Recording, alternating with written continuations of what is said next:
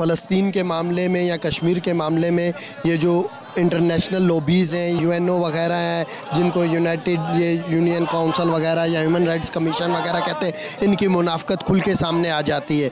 आम किसी मुल्क का कुत्ता भी मर जाता है तो ये इसको ऐसे लेते हैं कि ये वायलेशन होगी ये राइट्स की, लेकिन जहाँ हज़ारों के हिसाब से मुसलमानों की जान जा रही है उसको ये बिल्कुल नॉन सीरियस तौर पे लेते हैं और वो समझते हैं कि उनका हक़ है मुसलमानों को मारना। इस सब बातों से ये पता चलता है कि ये ह्यूमन राइट्स और यूनियन काउंसिल वगैरह जो भी इन्होंने बनाया ये सिर्फ मुसलमानों को बेवकूफ़ बनाने के लिए बनाया है। एक्चुअली वो हम लोगों पर हुकूमत करना चाहते हैं और हमें डिवाइड करना चाहते हैं और इस हम पे आहिस्ता आहिस्ता वो, ताकि हम दूसरे को सपोर्ट नहीं कर सकें, हम उनके पास चले जाएँ। तो हमें अब यूएनओ का जो मुनाफ़कत बड़ा किरदार है उसको देखते हुए अब हमें अपना हर मामला उनके पास नहीं ले जाना चाहिए। अब हमें अपने मामलों को डायरेक्ट डील करना चाहिए और इजराइल जैसे लोग या इंडिया जैसे लोग जो डायरेक्ट जारियत करें उनको तमाम मुस्लिम ममालिक को मिलकर यूएनओ वगैरह को बाईपास करके अपना जवाब देना चाहिए। विजिट कयो अवामी आवाज़ मीडिया ग्रुप की वेबसाइट awamiawaz.pk।